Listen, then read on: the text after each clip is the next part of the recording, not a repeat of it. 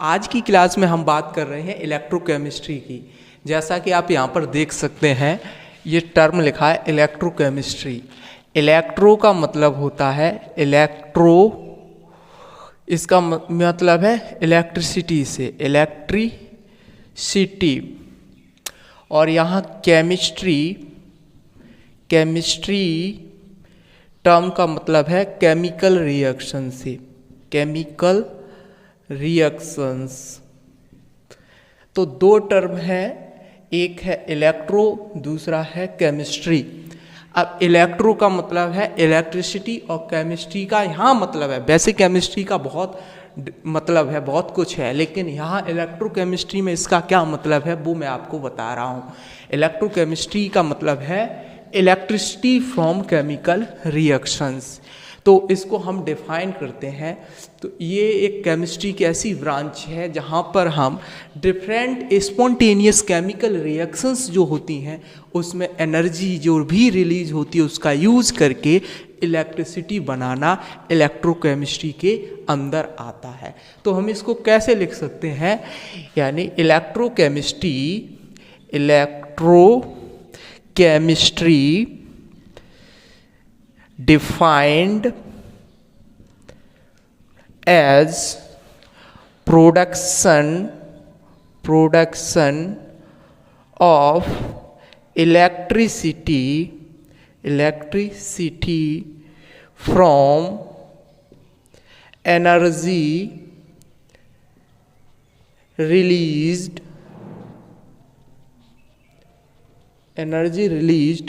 during spontaneous chemical reactions।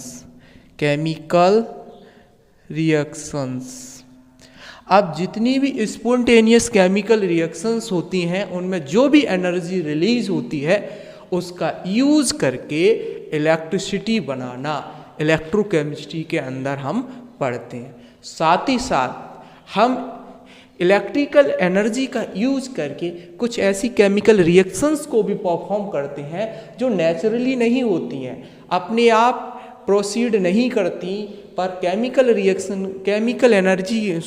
Electrical energy का use करके उन केमिकल रिएक्शंस को भी परफॉर्म करते हैं। तो क्या लिख सकते हैं, ऑल्सो यूज इलेक्ट्रिकल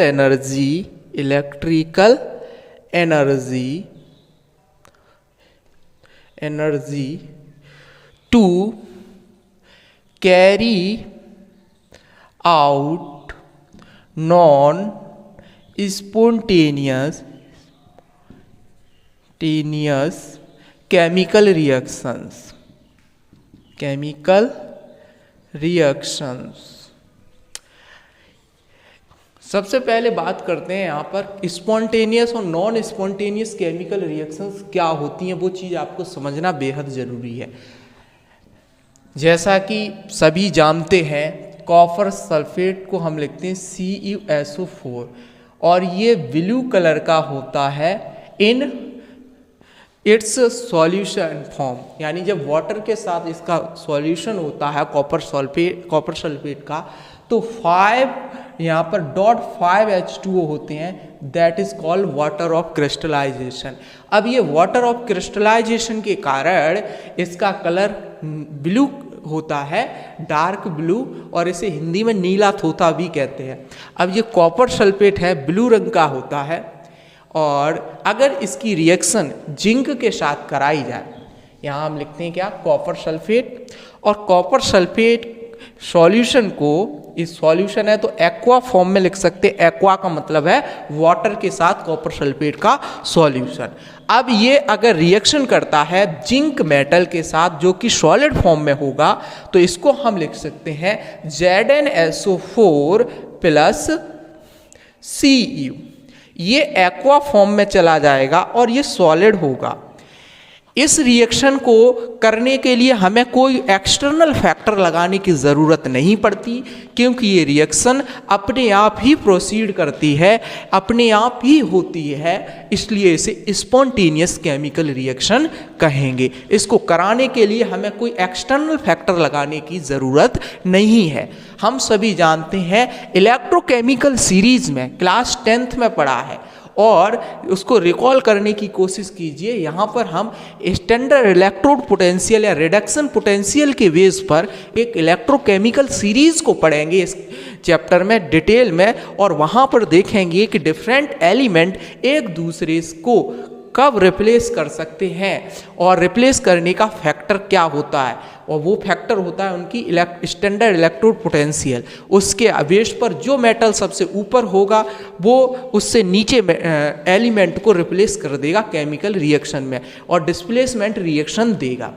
तो ये जहाँ पर कॉपर सल्फेट का जो सॉल्यूशन है, जिंक इसके साथ इजीली रिएक्शन कर लेगा और स्पॉन्टेनियस केमिकल रिएक्शन एक प्रकार की डिस्प्लेसमेंट रिएक्शन यहाँ पर देगा। और इस रिएक्शन के अंदर हम जानते हैं इसका ब्लू कलर डिसअपीयर हो जाता है और सॉल्यूशन कलरलेस हो जाता है। तो ये ब्लू कलर यहाँ पर क्यों चला जाता है, क्योंकि ये केमिकल रिएक्शन यहाँ पर परफॉर्म हुई है और इस केमिकल रिएक्शन में जिंक सल्फेट का सॉल्यूशन बना है, कॉपर सल्फेट से कॉपर सेपरेट हो गया और ये सॉलिड के फॉर्म में डिपॉजिट हो जाएगा। तो ये रिएक्शन अपने आप प्रोसीड कर रही है। इसको करने के लिए कोई भी एक्सटर्नल फैक्टर लगाने की ज़रूरत नहीं पड़ी, और ऐसी रिएक्शंस कॉपर सल्फेट जिस तरीके से जिंक से रिएक्शन करता है, इस टाइप की जितनी भी केमिकल रिएक्शंस होंगी सिस्टम में वो सभी स्पॉन्टेनियस केमिकल रिएक्शंस कहलाएंगी, because they proceed without any external factors, they going on itself, अपने आप ही होती हैं। अब ये अपने आप केमिकल रिएक्शन होंगी तो निश्चित ही इनमें एनर्जी रिलीज होगी। अब जो एनर्जी रिलीज होगी उस एनर्जी का यूज़ करके उस एनर्जी का यूज़ करके इलेक्ट्रिसिटी बनाना ही इलेक्ट्रोकेमिस्ट्री के अंदर हम पढ़ते हैं। अब जैसे बहुत सारी आपने सेल्स यूज किए होंगे, सेल्स के अंदर क्या होता है, सेल अगर किसी बैटरी के अंदर डाल दें तो फिर वो बल्ब जलता है। कारण क्या है, उन बैटरी के जो सेल्स हैं, सेल्स के अंदर केमिकल रिएक्शंस प्रोसीड हो रही हैं, लगातार चल रही हैं। उन केमिकल रिएक्शंस में जो एनर्जी रिलीज हो रही है उससे इलेक्ट्रिसिटी बन रही है, और वो केमिकल रिएक्शंस हैं स्पॉन्टेनियस केमिकल रिएक्शन। हम डैनियल सेल के बारे में पढ़ेंगे, जहाँ पर जिंक और कॉपर की सेल के बारे में इसी चैप्टर में पढ़ेंगे। लेकिन इस तरह की सेल कोई एक नहीं है, अनेक प्रकार की सेल्स सिस्टम में पाई जाती हैं, और जहाँ पर इस प्रकार से स्पॉन्टेनियस केमिकल रिएक्शंस होती है। अब नॉन स्पॉन्टेनियस केमिकल रिएक्शन किसे करेंगे, हम इसी को ले लेते हैं। हमने ले लिया zinc sulphate ZnSO4 aqua form में ले लिया। इसका मतलब जिंक सल्फेट का ये क्या है, सॉल्यूशन। इसके साथ रिएक्शन करा रहे हैं कॉपर मेटल की, ये सॉलिड फॉर्म में है, और ये रिएक्शन क्या होगी, नो रिएक्शन। हम सभी जानते हैं कि ये रिएक्शन अपने आप परफॉर्म नहीं करेगी। कारण है कि कॉपर है जिंक से रिएक्टिविटी सीरीज में नीचे पड़ता है, और रिएक्टिविटी सीरीज में नीचे होने के कारण कॉपर जिंक को उसके सॉल्यूशन से सेपरेट नहीं कर सकता, डिस्प्लेसमेंट रिएक्शन नहीं दे सकता विदाउट एनी एक्सटर्नल फैक्टर।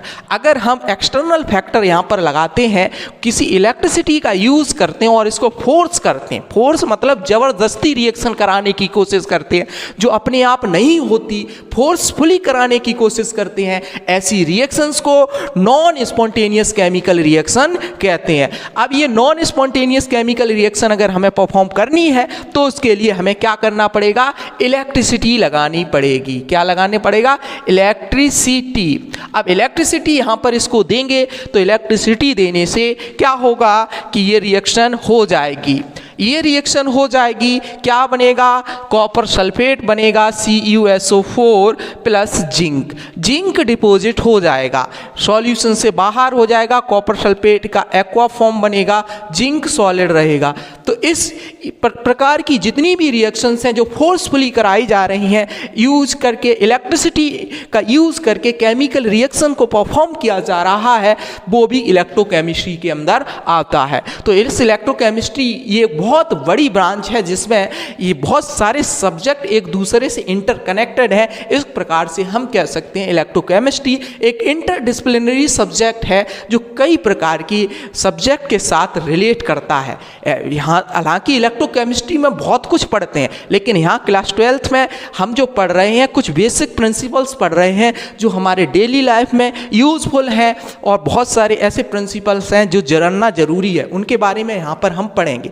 फिलहाल इसको देखिए, इस रिएक्शन में क्या आपको दिख रहा है, इस रिएक्शन में आप देख रहे हैं ये जिंक सल्फेट की रिएक्शन कराई जा रही है और कराई जा रही है कॉपर सल्फेट की, दोनों एक दूसरे की जस्ट रिवर्स हैं। ये अपने आप होगी, proceed without any external factor, और it proceed using external factor electricity. इसमें क्या हो रहा है, इसमें केमिकल एनर्जी यूज हो रही है इलेक्ट्रिसिटी जनरेट करने के लिए, यानी इलेक्ट्रिसिटी फ्रॉम केमिकल एनर्जी। इसमें क्या हो रहा है, electricity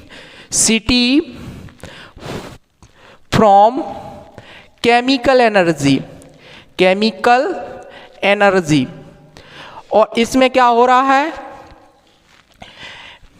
electrical energy, electrical energy to chemical energy, chemical energy.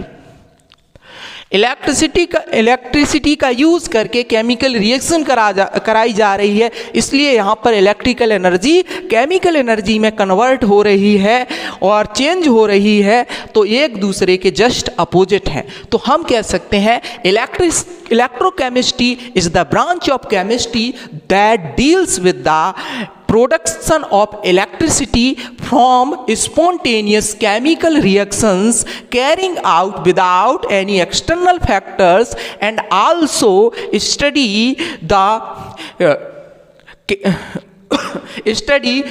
to carry out non-spontaneous chemical reaction using the electrical energy। यानी इलेक्ट्रिकल एनर्जी का यूज करके केमिकल रिएक्शंस को परफॉर्म करना, और केमिकल एनर्जी में, केमिकल रिएक्शंस में जो एनर्जी रिलीज हो रही है उसका यूज करके इलेक्ट्रिसिटी बनाना ही इलेक्ट्रोकेमिस्ट्री में पढ़ा जाता है। लेकिन हम बात करें, ये तो इलेक्ट्रोकेमिस्ट्री की डेफिनेशन हो गई जो हमने आपको बता दिया, इलेक्ट्रोकेमिस्ट्री को डिफाइन कैसे करते हैं। लेकिन इस इलेक्ट्रोकेमिस्ट्री का हमारे दैनिक जीवन से, डेली लाइफ से क्या कनेक्शन है। सोचिए, हम किसी भी स्टिमुलाई के प्रति रिस्पॉन्ड करते हैं, जैसा कि हम बायो में पढ़ते हैं, किसी भी, जैसे कोई भी आवाज़ आप जब सुनते हैं तो उसके प्रति रेस्पॉन्ड करते हैं, किसी चीज़ को देखते हैं तो अपना रेस्पॉन्ड करते हैं, रेस्पॉन्स करते हैं, या कोई हमें टच करता है, हमारे 5 सेंसरी ऑर्गन जो हैं, आई है, नोज़ है, टंग है या ईयर है, तो स्किन है, इनसे हमें क्या मिलता है, सेंस मिलता है। एनवायरनमेंट में होने वाली जो भी परिवर्तन से उनके प्रति हम रेस्पॉन्ड करते हैं। लेकिन ये सारे के सारे जो भी ऑर्गन्स हैं ये सेंसरी नर्व के साथ जुड़े होते हैं। यहाँ पर स्पेशल टाइप की नर्व सेल्स होती हैं जो ब्रेन तक सिग्नल को पहुँचाती हैं। इन सभी के पीछे इलेक्ट्रिकल ओरिजिन होती है, क्योंकि ये जो सिग्नल्स हैं इलेक्ट्रिकल इम्पल्स के फॉर्म में सेंसरी नर्व से ब्रेन तक पहुंचते हैं, और ब्रेन का जो भी डिसीजन होता है वो भी मसल तक जो पहुंचता है उसको पहुंचने के लिए भी इलेक्ट्रिकल ओरिजिन ही मानी है इसका स्रोत। तो इलेक्ट्रोकेमिस्ट्री का यहाँ भी कनेक्शन है, जो हमारी बॉडी के अंदर जिसमें रेस्पॉन्स होता है कंट्रोल एंड कोऑर्डिनेशन में, वहाँ भी इलेक्ट्रोकेमिस्ट्री का बहुत ही वाइड एप्लीकेशन है। बात करें जितने टाइप की आप सेल्स यूज़ करते हैं, इनमें अभी तो हमने रिएक्शन करके जैसा यहाँ पर बताया ही, सेल्स के अंदर बहुत सारी केमिकल रिएक्शन परफॉर्म होती हैं, वो इलेक्ट्रोकेमिस्ट्री के अंदर ही हम पढ़ते हैं इन सभी चीज़ों को। इसके साथ साथ बहुत सारी फ्यूल सेल्स होती हैं। फ्यूल सेल्स क्या होती है? फ्यूल का मतलब है ईंधन। फ्यूल का यूज़ कहाँ करते हैं? जब हमें एनर्जी प्राप्त करनी होती है, जैसे किचन के अंदर हमें एलपीजी गैस का यूज़ करते हैं। एलपीजी गैस क्या है? फ्यूल है, और उस फ्यूल में बर्निंग के कारण बहुत सारी एनर्जी प्रोड्यूस होती है, और वो एनर्जी का हम यूज फूड को कुकिंग मतलब पकाने के लिए करते हैं। इसी प्रकार से कुछ फ्यूल सेल्स डिज़ाइन की गई हैं जिसके अंदर केमिकल रिएक्शन अर्थात कंबक्शन रिएक्शन परफॉर्म की जाती है, और उन कंबक्शन रिएक्शन के कारण जो एनर्जी रिलीज हुई है उसका यूज इलेक्ट्रिसिटी को प्रोड्यूस करने में किया जाता है। कारण मैं बता दूं आपको, कारण इसका मुख्य यही है कि जो इलेक्ट्रिसिटी यहाँ पर प्रोड्यूस होगी वो इलेक्ट्रिसिटी 100% इफिशियंट नहीं कहें तो लगभग बहुत अच्छी इफिशियंसी तो है ही, साथ ही साथ पॉल्यूशन नहीं होता है। क्योंकि इसी प्रकार की कुछ एक सेल है फ्यूल सेल जिसमें हाइड्रोजन और ऑक्सीजन का यूज करके वाटर प्रोड्यूस किया जाता है। जैसा कि हम सभी जानते हैं H2 कंबाइन विद O2, जब हाइड्रोजन ऑक्सीजन कंबाइन करेगी तो H2O बनेगा, दिस इज कॉल्ड वाटर। अब H2O बनना हाइड्रोजन गैस से ऑक्सीजन गैस से कंबाइन करके, और H2O तो कोई पॉल्यूशन करेगा ही नहीं, क्योंकि ये सभी भी लिविंग से जितने भी लिविंग ऑर्गेनिज्म है उनकी बॉडी में H2O तो बहुत ही ज़्यादा अमाउंट में पाया जाता है, और ये कोई पॉल्यूशन वाला कोई एजेंट नहीं है, ये कोई पॉल्यूशन करने वाला सब्सटेंस नहीं है, इससे तो लाइफ मिलती है। तो ये एक प्रकार का अच्छा सब्सटेंस है, और ये ही प्रोड्यूस होगा हाइड्रोजन और ऑक्सीजन के कंबक्शन रिएक्शन में। तो इस दौरान बहुत सारी एनर्जी निकलती है, tremendous amount of energy is produced due to the combustion reaction of hydrogen and oxygen, और this energy is use to convert in the form of electrical energy. अब इलेक्ट्रिकल एनर्जी में जब ये कन्वर्ट कर दिया जाता है तो इसका इस इलेक्ट्रिसिटी को हम लार्ज स्केल पर यूज कर सकते हैं। नो पॉल्यूशन, कोई भी पॉल्यूशन नहीं है। तो इलेक्ट्रोकेमिस्ट्री का यूज तो एक बड़े स्तर पर किया जा सकता है, कुछ ऐसी टेक्नोलॉजीज को डेवलप करने के लिए किया जा सकता है जो एनवायरमेंटली फ्रेंडली, इको फ्रेंडली है, और ये हमारे लिए सबके लिए एक फ़ायदेमंद साबित हो। तो कुछ ऐसी टेक्नोलॉजी को भी यहाँ से डेवलप किया जा सकता है।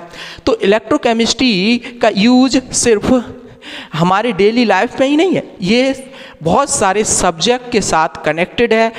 फिजिक्स केमिस्ट्री का जो कनेक्शन है फिजिक्स के साथ है, बायोलॉजी के साथ है, जूलॉजी के साथ है, बॉटनी के साथ भी है, ज्योग्राफी के साथ है, समझ रहा है। तो इस प्रकार से ह्यूमैनिटी के भी बहुत सारे सब्जेक्ट हैं, उनका भी कनेक्शन कहीं ना कहीं है, क्योंकि जो हम सभी जितने भी लिविंग ऑर्गेनिज्म हैं वो सब सोशल हैं, और सोशल प्राणी समाज में रहता है, और समाज में रहने वाले जितने भी सोशल प्राणी हैं उनके लिए ये एक प्रकार का वरदान सा है, क्योंकि ये हमारे सोशल स्ट्रक्चर को भी मजबूत करने में मदद करता है। कहीं ना कहीं इसने कुछ ऐसी टेक्नोलॉजी डेवलप करने में मदद की है जिसने ह्यूमन लाइफ को पूरी तरीके से चेंज कर दिया है।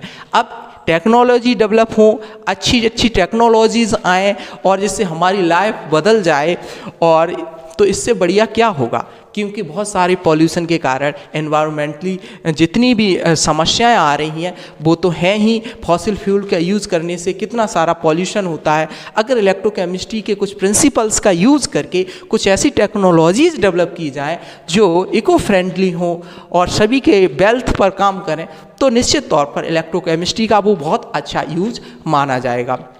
तो हमने अब ये तो बात की इलेक्ट्रोकेमिस्ट्री के कुछ सर्टेन एप्लीकेशन के बारे में, लेकिन बात करें इसकी तो इस चैप्टर की, तो इस चैप्टर में हम बहुत कुछ पढ़ेंगे। हम बात करेंगे EMF ऑफ द सेल, यानी सेल की EMF, potential of the cell. Electrode potential के बारे में डिस्कशन करेंगे। इलेक्ट्रोड पोटेंशियल क्या होती है, रिडक्शन पोटेंशियल, ऑक्सीडाइजिंग पोटेंशियल, वो भी पढ़ेंगे। ये एक दूसरे के बराबर होते हैं पर अपोजिट नेचर में होते हैं। किसी भी बैटरी का जब चार्ज होती है बैटरी तो उस समय उसका साइन क्यों बदल जाता है, और डिस्चार्जिंग के समय साइन बदल जाती है, पोलरिटी चेंज हो जाती है। तो चार्जिंग के समय कौन सी रिएक्शन होती हैं, डिस्चार्जिंग के समय कौन सी रिएक्शंस होती हैं, वो भी समझना जरूरी है। किसी भी सेल की ईएमएफ निकालने के लिए स्टैंडर्ड फार्मूला क्या होना चाहिए, नस्ट इक्वेशन क्या है, नस्ट इक्वेशन का यूज़ हम क्यों करते हैं, क्या बिना नस्ट इक्वेशन के हम किसी भी सेल की ईएमएफ निकाल सकते हैं। अब सेल की ईएमएफ स्टैंडर्ड कंडीशन पर तो हम डिफाइन कर ही लेते हैं, जिसे standard electrode potential, standard EMF of the cell कहते हैं। और स्टैंडर्ड कंडीशंस क्या होती हैं, सभी हम जैसा कि हम क्लास 11th के some basic concept of chemistry में कुछ हमने बताया है, कुछ कंडीशंस होती हैं जैसा कि 298 केल्विन टेम्परेचर है, 1 atm प्रेशर है, 1 मोलर कंसंट्रेशन है जिसकी मोलरिटी 1 मोलर हो, कंसंट्रेशन है यानी 1 मोल पर लीटर हो। तो ऐसी कुछ कंडीशंस होती हैं जहाँ पर जिन्हें हम स्टैंडर्ड कंडीशन कहते हैं, और स्टैंडर्ड कंडीशन में ही हम लोग रहते हैं। अब जो रूम के टेम्परेचर है वो सुटेबल टेम्परेचर माना जाता है, क्योंकि रूम के टेम्परेचर पर ही तो हम लोग रहते हैं। हम लोग रूम टेम्परेचर से कम टेम्परेचर हो तो हमें सर्दी महसूस होती है, और रूम टेम्परेचर से अधिक टेम्परेचर हो तो गर्मी महसूस होती है। तो रूम टेम्परेचर एक सुटेबल माना गया है। तो कंडीशंस कुछ लगा दी गई हैं स्टैंडर्ड कंडीशन, जिस कंडीशंस के बेस पर ईएमएफ किसी भी सेल की निकाल ली जाती है, जिसे स्टैंडर्ड इलेक्ट्रोड पोटेंशियल कहते हैं। जैसे किसी भी स्टैंडर्ड कंडीशन में किसी भी इलेक्ट्रोड की जो पोटेंशियल होती है किसी भी सेल के अंदर, वो उसकी स्टैंडर्ड इलेक्ट्रोड पोटेंशियल होती है। स्टैंडर्ड कंडीशंस पर पोटेंशियल निकालना तो बहुत आसान है, जैसा कि हम यहाँ पर पढ़ेंगे बताएंगे। लेकिन अगर कंसंट्रेशन चेंज कर दी जाए, स्टैंडर्ड ना रहे, और ऐसा ही होता है, स्टैंडर्ड कंडीशन हमेशा थोड़ी बनी रहती हैं, तो स्टैंडर्ड कंडीशन पर निकालना तो बहुत इजी है, वो बता ही देंगे। लेकिन जब कंसंट्रेशन किसी की चेंज कर दी जाती है तब हमें क्या करना चाहिए, स्टैंडर्ड कंडीशन ना रहे तो हम इलेक्ट्रोड पोटेंशियल कैसे निकालेंगे, यानी ईएमएफ सेल की कैसे निकालेंगे। उसके लिए हमें नस्ट इक्वेशन का यूज़ करना पड़ता है, और नस्ट इक्वेशन का यूज़ करके हम किसी भी सेल की, किसी भी सिस्टम में किसी भी सेल की किसी भी कंसंट्रेशन पर आसानी से इलेक्ट्रोड पोटेंशियल को निकाल पाएंगे। हम साथ ही साथ इसमें पढ़ेंगे कुछ सर्टेन टर्म्स कौन कौन से हैं, जैसे मोलर कंडक्टिविटी है, कंडक्टिविटी। जैसे सबसे पहले हम बात करते हैं रेजिस्टिविटी की, जैसा कि हम पिछली क्लासों से पढ़ते आए, फिजिक्स में पढ़ते हैं electrical resistance and resistivity of materials. अब जितने भी बहुत सारे मटेरियल्स हैं उनकी रेजिस्टिविटी, जिसको हम रो से दर्शाते हैं उल्टी पी, जैसे हमने लेटरली इन्वर्टेड कर देते हैं, जैसा कि हम जो प्लेन मिरर में किसी की इमेज देखते हैं वो लेटरली इन्वर्टेड होती है, अगर पी को बदल दें दैट इज द रेजिस्टिविटी का सिंबल, एक प्रकार से रो जिसको कहते हैं। अगर इसको लिखें तो हम कुछ इस तरीके से लिख सकते हैं, रेजिस्टिविटी रो।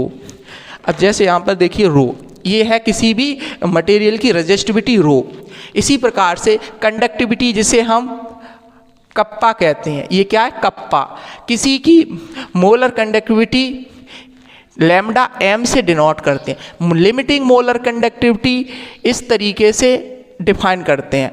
तो ये जो कुछ सिंबल्स हैं ये भी हम इस चैप्टर में यूज़ करेंगे। अब ये अभी फ़िलहाल आपके कुछ समझ में नहीं आएगा, क्योंकि इन एक लेक्चर में सब कुछ बताना, सब कुछ पढ़ाना इतना बहुत मुश्किल रहता है। तो हम इनका सेपरेट आगे जो सीरीज होगी उस सीरीज में आपको बताते चलेंगे, पढ़ाते चलेंगे, आप उस पर बने रहिए। और हाँ, आप हमें कमेंट करके ज़रूर बताते रहिए आप किस तरह का कंटेंट देखना चाहते हैं, कैसी वीडियोज़ देखना चाहते हैं, आप क्या चाहते हैं, अपनी इच्छाएँ ज़रूर बताएँ और उसको मेंशन करें। और चैनल को ज़रूर सब्सक्राइब करते चलें, क्योंकि आप सब्सक्राइब नहीं करेंगे तो आपके पास सूचना पहुँचेगी कैसे, पता कैसे चलेगा आप चाहते क्या है हमसे, और उस तरह का कंटेंट हम आपको फिर कैसे दे पाएंगे।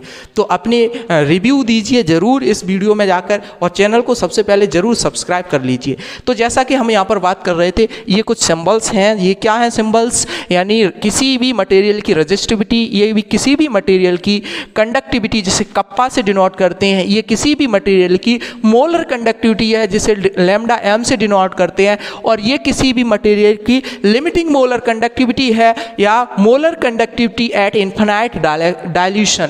जब इन्फिनाइट डाइल्यूशन किया जाता है तो लैम्डा एम से डिनोट करते हैं। इसको कब कैलकुलेट करते हैं हम साथ ही साथ इसमें बात ये भी करेंगे कि कंसंट्रेशन का, उसकी कंडक्टिविटी यानी कंडक्टिविटी कप्पा और molar conductivity lambda M limiting molar conductivity, इन पर क्या फ़र्क पड़ता है। अगर किसी भी सॉल्यूशन की कंसंट्रेशन को चेंज कर दिया जाए, टाइम के साथ कंसंट्रेशन बदल दी जाए, तो इनकी conductivity, molar conductivity, limiting molar conductivity, इन पर क्या फ़र्क पड़ेगा। हम बात करें Kohlrausch law of Kohlrausch law. अब कोलरॉच लॉ क्या था?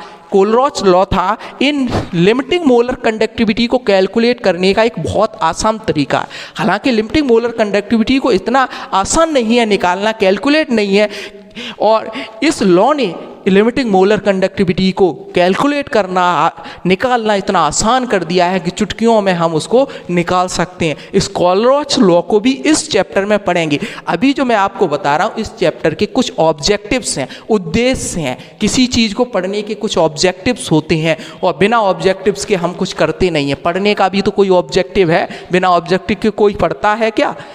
बोर्ड एग्जाम दे रहे हो, कुछ जो सिलेबस से डिलीट हो गया उसको नहीं पढ़ रहे हैं बच्चे। क्यों नहीं पढ़ रहे हैं? क्योंकि उन्हें पता है ये नहीं आएगा।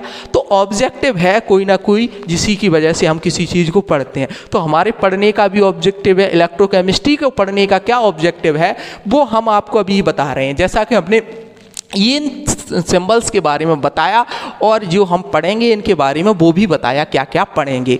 अब जैसे कि हमने बताया इनके बारे में, कोलरॉच लॉ का यूज़ करते हुए इनको बहुत ही आसानी से इजीली कैलकुलेट कर पाएंगे। साथ ही साथ हम बात करेंगे quantitative aspect of electrochemistry. Quantitative aspect electrochemistry का क्या होता है, जिसमें बहुत सारी केमिकल रिएक्शन जब होती हैं तो उसमें कुछ प्रेसिपिटेट भी बनता है, और प्रेसिपिटेट जब बनता है तो वो केमिकल कंटेनर जो भी है उसके बॉटम पर डिपॉजिट हो जाता है, इकट्ठा हो जाता है। जब बॉटम पर डिपॉजिट होगा, कितना अमाउंट डिपॉजिट हो रहा है, तो इस प्रकार की कुछ इलेक्ट्रोलाइसिस होती हैं। इलेक्ट्रोलाइसिस जो केमिकल रिएक्शंस हैं, उन इलेक्ट्रोलाइसिस केमिकल रिएक्शंस में अमाउंट से रिलेटेड दो लॉ दिए गए हैं जो फैराडे ने दिए थे। अब फैराडेज लॉ ऑफ इलेक्ट्रोलाइसिस क्या है उनको भी डीप में पढ़ेंगे। फैराडे कांस्टेंट क्या है और उस फैराड में मापने वाला जो वैल्यू है वो क्या है।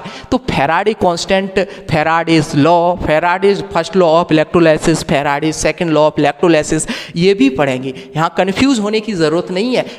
फैराडे ने लॉ तो फिजिक्स में भी दिए थे। Faraday's law of electromagnetic induction, हम वहाँ बात नहीं कर रहे हैं। जब इलेक्ट्रोमैग्नेटिक इंडक्शन के बारे में बात करेंगे फैराडेज के लॉज को, वहाँ ईएमएफ के बारे में बात करते हैं, लेंज लॉ वगैरह, वो चीज़ अलग है। फिलहाल यहाँ जो बात कर रहे हैं हम, यहाँ बात कर रहे हैं फैराडेज लॉ ऑफ इलेक्ट्रोलाइसिस। जब भी इलेक्ट्रोलाइसिस केमिकल रिएक्शन परफॉर्म होती हैं तो वहाँ पर कुछ ना कुछ अमाउंट डिपॉजिट होता है या लिबरेट होता है। कोई गैस है वो लिबरेट होगी, उड़ेगी, तो उस गैस का अमाउंट क्या होगा, उनके लिए किस प्रकार की रिलेशन होनी चाहिए, वो भी हम यहाँ पर पढ़ेंगे। ये वो भी इस चैप्टर का ऑब्जेक्टिव है।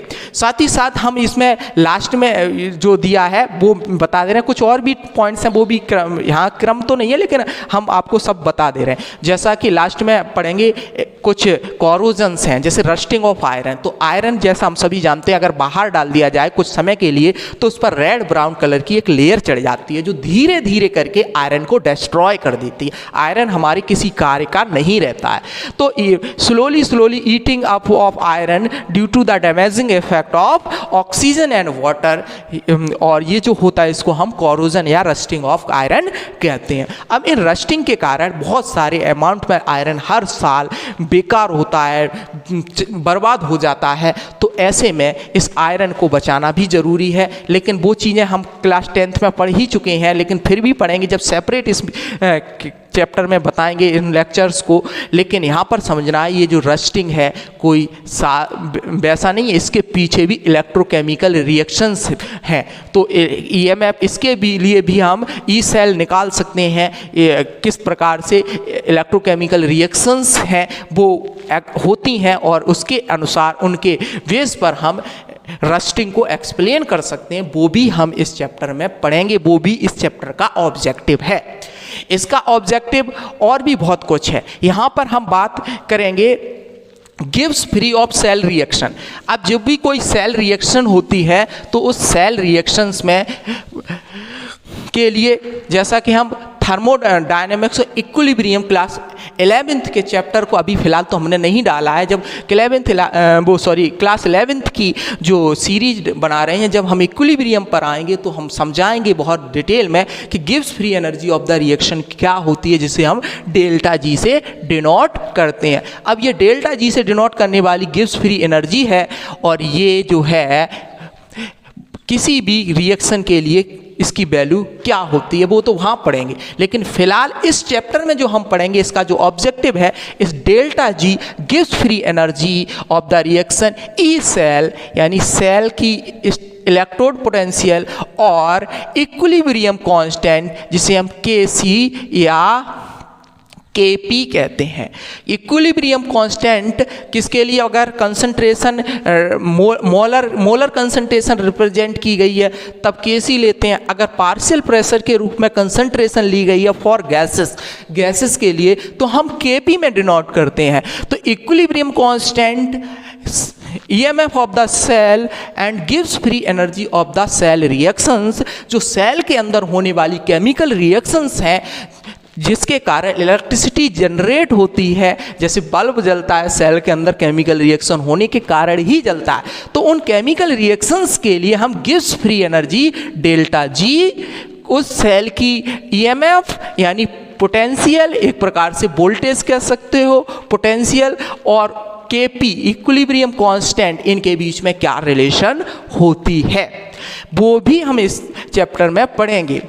इसके अलावा हम बहुत सारी चीज़ें भी पढ़ेंगे, जैसे molar conductivity, limiting molar conductivity, और इनके लिए मेजरमेंट करने का बेस क्या हो सकता है, तरीका क्या हो सकता है कि किसी भी इलेक्ट्रोलाइट की जो भी इलेक्ट्रोलाइट्स हैं, इलेक्ट्रोलाइट सभी जानते हैं और नहीं जानते हो तो भी समझ लो कि किसी वाटर के साथ जब हम एसिड बेस सॉल्ट को डिसॉल्व करते हैं तो वो उनके सॉल्यूशंस को इलेक्ट्रोलाइटिक सॉल्यूशन कहते हैं। अब ये electrolytic solution good conductor of heat and electricity होने के कारण एक अच्छे चालक हैं, कंडक्टर हैं, तो इनके अंदर जो कंडक्टिविटी है वो कौन से फैक्टर पर डिपेंड करती है और इन कंडक्टिविटी को हम मेज़र कैसे कर सकते हैं, मोलर कंडक्टिविटी को कैसे निकाल सकते हैं, इनका भी कंपैरिजन करेंगे, ग्राफ प्लॉट करेंगे, कंडक्टिविटी मोलर कंडक्टिविटी का कंसंट्रेशन के साथ किस तरह से वेरी करेगा, कीपिंग टेम्परेचर कांस्टेंट और वेरी टेम्परेचर को कांस्टेंट करके भी करेंगे, टेम्परेचर को वेरी करके भी करेंगे, और ग्राफ से देखेंगे इनकी स्लोप हमें किस प्रकार की जानकारी देते हैं, इनकी स्लोप से क्या जानकारी मिलती है ग्राफ की, वो भी हम यहाँ पर पढ़ेंगे। तो इस प्रकार से बहुत सारी चीज़ें हैं यहाँ पर जो हम पढ़ेंगे, इसके बारे में काफ़ी कुछ। तो ये थे ऑब्जेक्टिव्स कुछ जो हमने तुम्हें बताए, कुछ हो सकता है ऑब्जेक्टिव छूट भी रहे हों। कुल मिला के ओवरऑल जितने भी ऑब्जेक्टिव्स इस इलेक्ट्रोकेमिस्ट्री चैप्टर में हैं उन सभी ऑब्जेक्टिव्स को हम बहुत डिटेल में समझेंगे, बारीकी से समझेंगे, और हमारे साथ आप ज़रूर बने रहिएगा। अब जो इसके बाद जो पहला मतलब फर्स्ट पॉइंट, ये 0 लेक्चर माना जाएगा, पॉइंट 0, क्योंकि यह बेसिक जानकारी हमने इसमें दी जो हमें इलेक्ट्रोकेमिस्ट्री के बारे में हमें जानना चाहिए, और इस चैप्टर का हमारा ऑब्जेक्टिव क्या होना चाहिए उसी के रिगार्डिंग हमने ये वीडियो बनाई है। अब जो पहला लेक्चर होगा वहाँ पर हम बात करेंगे इलेक्ट्रोकेमिकल एंड इलेक्ट्रोलाइटिक सेल्स के बारे में, और जिन जैसे डैनियल सेल्स है उनकी लिए किस प्रकार से EMF निकालते हैं वो सब कुछ पढ़ेंगे। Electro potential, standard electro potential, ये सब कुछ सीरीज बाय नेक्स्ट इक्वेशन सब कुछ हम आपको बताएंगे। तो ये 0 लेक्चर था जहाँ पर हमने कुछ बेसिक्स को समझा, और जो हमारा उद्देश्य है, ऑब्जेक्टिव जो है वो हम इसमें पढ़ना चाहेंगे वो भी हमने इसमें समझा। और अगर आपने अभी तक चैनल को सब्सक्राइब नहीं किया है तो चैनल को अभी सब्सक्राइब जरूर कर लीजिए, और अपनी कमेंट लिखना ना भूलें, और अपनी जो चॉइस है वो हमें ज़रूर बताएं और ये समझाएं कि आप चाहते क्या हैं, उस तरह का कंटेंट हम देने की कोशिश करेंगे। धन्यवाद, नमस्कार।